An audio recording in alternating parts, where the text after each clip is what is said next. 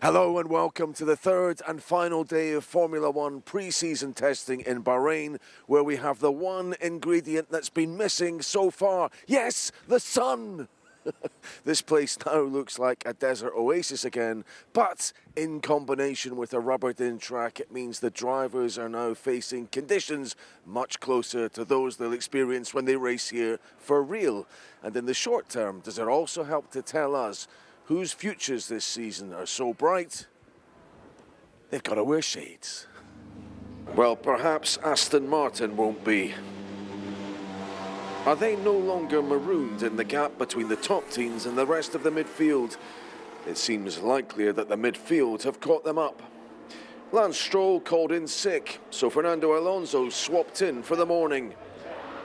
He seemed to have a minor glitch early on. There was a more significant issue at Haas. Oliver Behrman's engine cover tore off. That was unlikely to be down to excess speed. Haas maintained their steady, high fuel running for the morning at least. Sauber, who only had 1 points finish last season, still looked to be battling to rejoin the midfield. F2 champion Gabriel Bortoleto again had his hands full. How exactly to assess the new Red Bull? Is it better than last year's car? Max Verstappen's response, "It could hardly be worse," was far from a ringing endorsement, although he did concede the car was better balanced and more predictable. The team have worked hard to cure their issues. Verstappen trialled a new nose with suspension and ride height changes. He was in and out of the garage repeatedly. If he carried the team last year amid Sergio Perez's lost form, he now has a new teammate in Liam Lawson at a very different point in his career. Curious, because Red Bull, they always adapt the car and improve the car and bring up their grades. So will it be quite different? I see, for example, Max has got a new nose on the car today, from what you've driven to what you'll drive in Melbourne. I think we're always, upgrading and trying to develop the car, and maybe from the outside doesn't look like much is different, but there's plenty different on the car. From my side, obviously, it's a bit unique. I've got a lot to learn outside of that and focus just on myself, really, to make sure I'm at the level I need to be at. And obviously, Max being in the car today is good. For me, at the end of the day, I'll be able to compare with and see exactly how he's driving the car. And obviously we'll have a better idea where the car's at, the direction we need to go in to basically build the best package we can for Melbourne. Yeah, he's trying to sort of debug some of the gremlins that existed last year. To you, does it just feel like a better car? Yeah, it does, to be honest, which is quite tricky because, in a lot of ways, at the end of the day, the car feels great, but obviously you feel the limitations in it. So there's always limitations in a car. It's very rare you have a perfect car. So as much as it feels fast, so far, we think we're in a better place. It feels nice to drive, but obviously to get that maximum performance, there's always going to be limitations there. So I do feel those, and we're obviously focused on improving them. Yeah. Just before I let you go, you've looked around a little bit at the opposition. That Kiwi team, that New Zealand team, McLaren, looked not too bad, don't they? I thought they were a New Zealand team. I'm only kidding with you. But yes. yeah. I mean, for sure. Obviously, not. We have new cars, but at the same time, the regulations are very similar to last year, and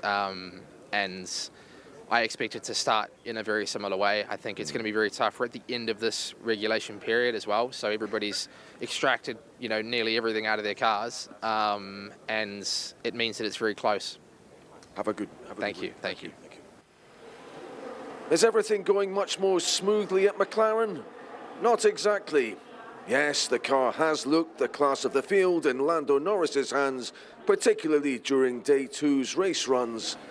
But in the warmer conditions and with the return of a stiffer breeze, rear-end stability issues again arose. Norris ran wide several times, including once right off the track at the gusty Turn 4. It's been a bit up and down, I would say. I think some of the runs have looked very strong. Others have been a bit trickier. So again, it's so hard to know, and I'm expecting it to be pretty tight once we get to Melbourne next week. But Yeah, it felt decent. It felt pretty similar to last year, but you just never know.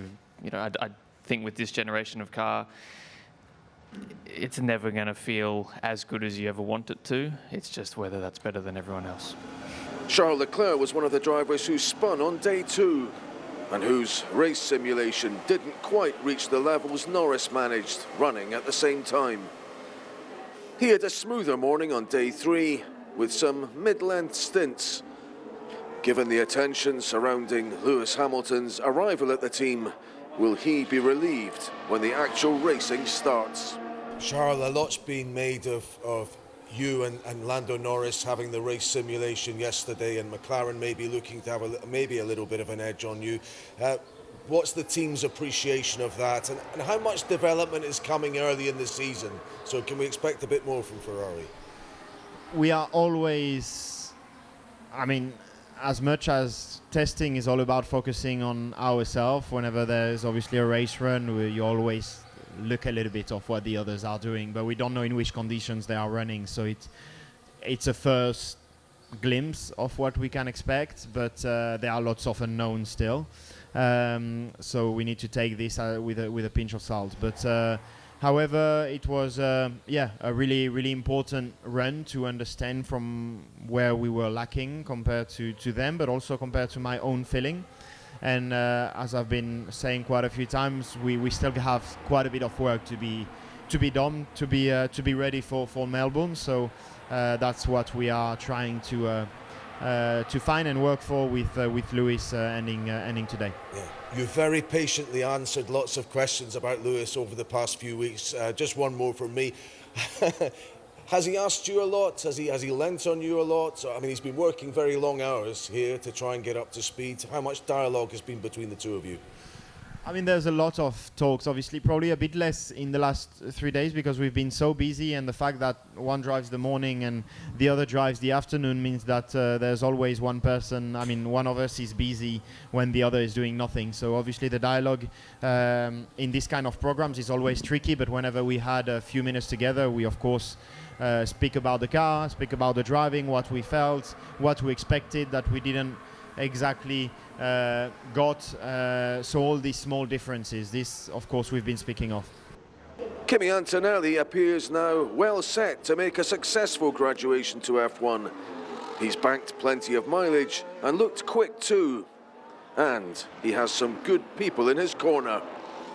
How much do teams know from testing? If it's a very basic question, but I mean, is there a grasp on who's where yet, or an idea? Obviously not fact, and that won't be established until Melbourne, but can little things be deduced? Yeah, I think this year is going to be very close at least between the top 4 or 5 teams, I would say. So that's why it's always hard to predict in detail, but you get a picture. Especially from the race sims, because you know that you got to start with the racing with a full tank, so at least then you can compare the runs that you've done, and it seems like still McLaren is solid, especially in the race pace, but when it comes to single lap pace, I think McLaren, Mercedes, Ferrari, Red Bull, everything is pretty close, so no big changes seen yet compared to last year, but you never know.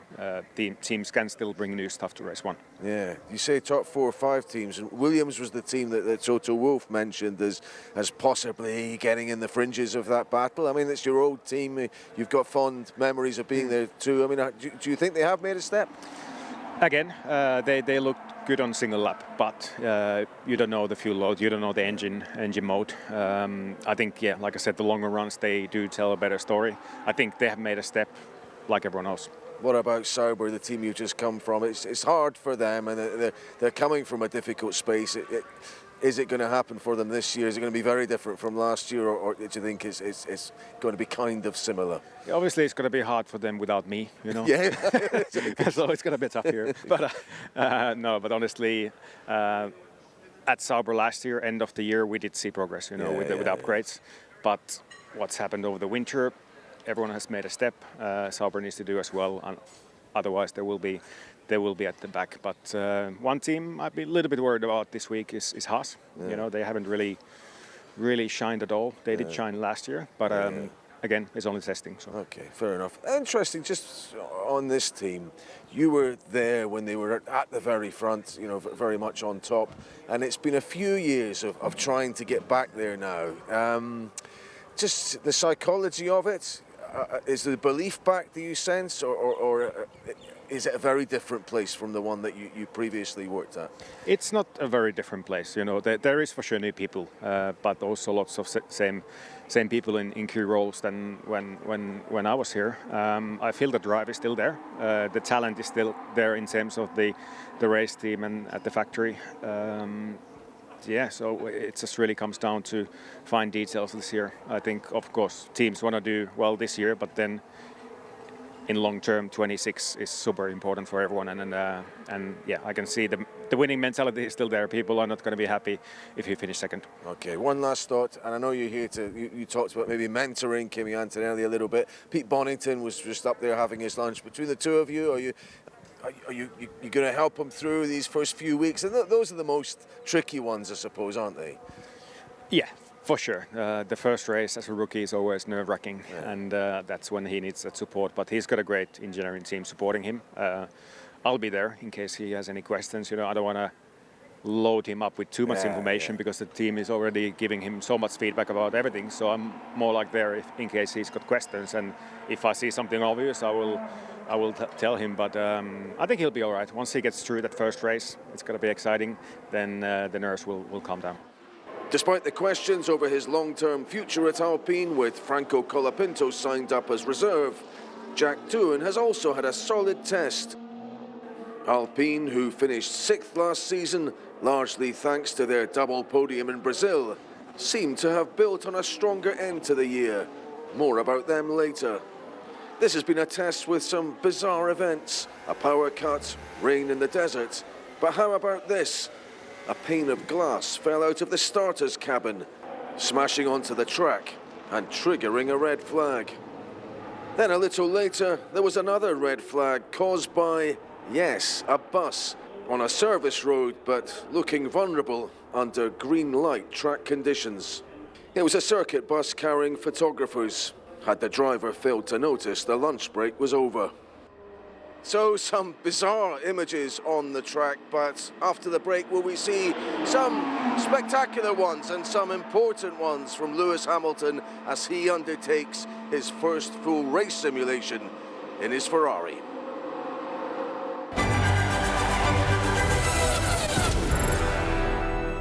Yes, welcome back to Bahrain. As you can see, the lights are on, and that means we're into the last session of pre-season testing. And at the end of it, well, who will be favourites heading to the first Grand Prix in Melbourne? Will it be down at the end there, McLaren, Ferrari, or maybe yet still, what about Red Bull?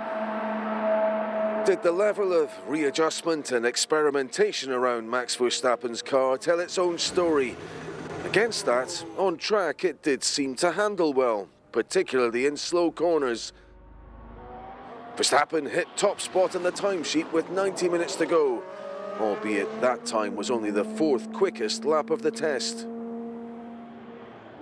And he had a few wayward moments too. Hamilton had promised a race simulation, but didn't really undertake one. Nevertheless, having talked of bonding with his car, did he display ever-growing confidence on track?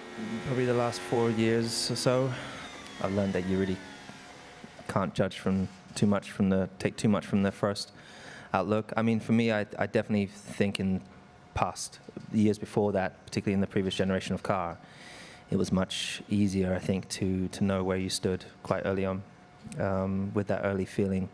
I mean, I would say this is the most positive feeling that I've had in a long time. It's one thing seeing it from outside, but then when you're actually in it, it's pretty extreme. It's pretty incredible. Just from seeing, you know, speaking to the whole team, seeing the whole team at the factory all in one space, for example, and just seeing how passionate and excited everyone, walking around all the different departments and people who just live and breathe Ferrari. It's what you grow up dreaming of getting to work at, in those smaller places, towns in Italy where they've grown up dreaming one day being there. So that how proud they are to work there and how much pride they take in their work is really beautiful to see. And then it's the Tifosi, which you just can't. You can see. I could see it obviously watching the previous Charles and Carlos over the years, and with Sebastian. But to be on the receiving end of it, it's a new experience that I couldn't have imagined exactly.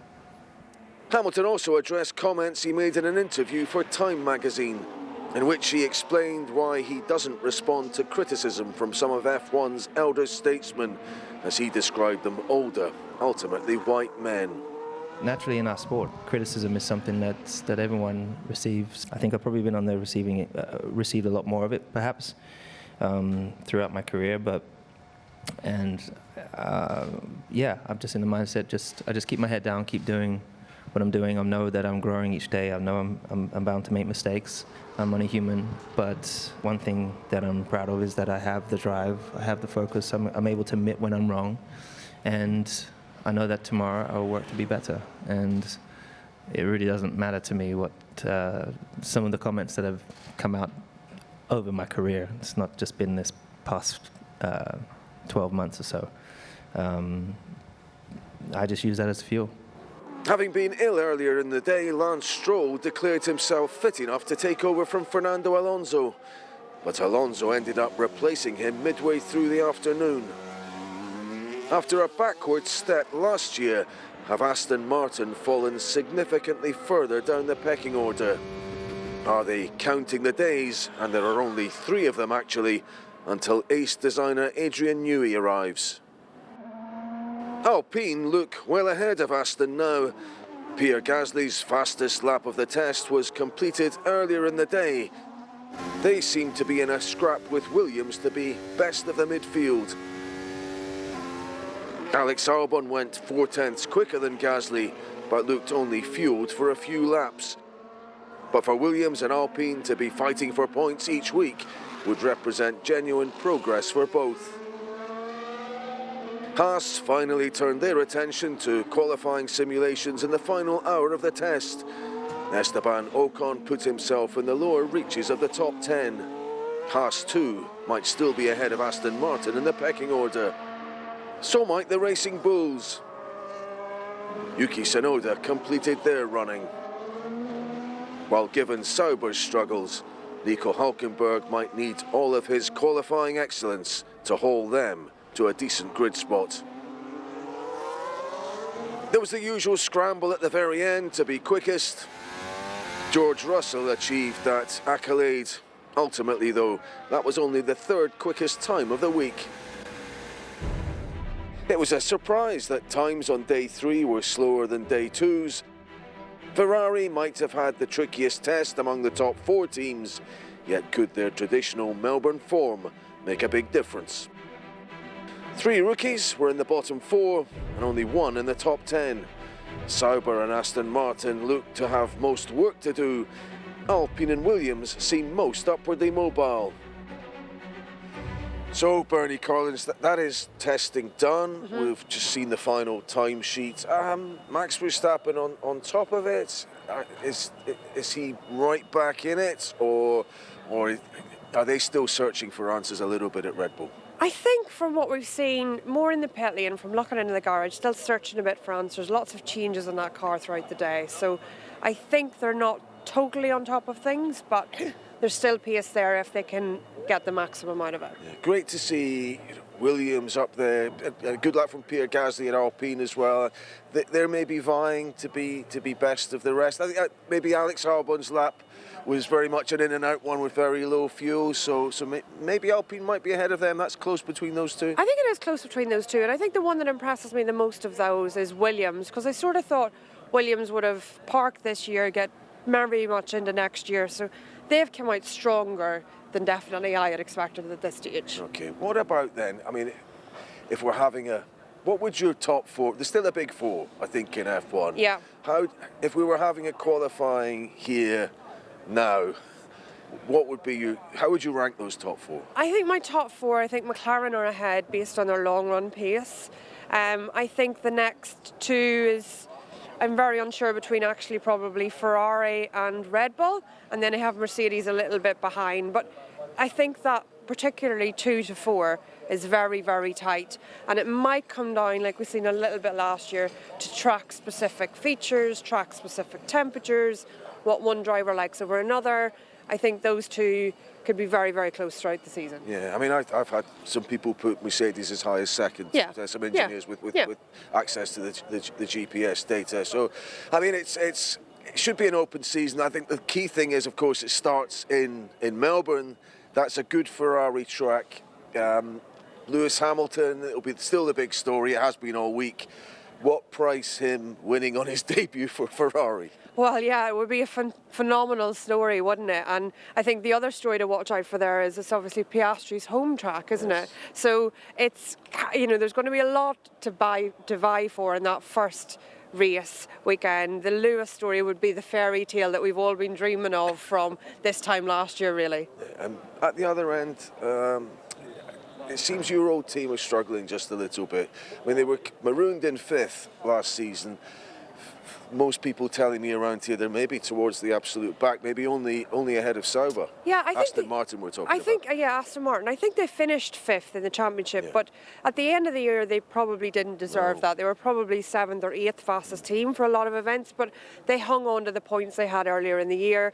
I think their start in the year more as they finished last year in that 8th, 9th sort of fastest position if we just look at the overall timing. So potentially a struggle for them race 1 in Australia. Okay, well listen, great to have all your expertise, and we'll find out if you're right before too much longer. But for more information and more expertise coming up, stay tuned. That's all from us, but coming up next it's Ted with his notebook, and then Development Corner 2. We will all see you in Australia. Sky Sports F1.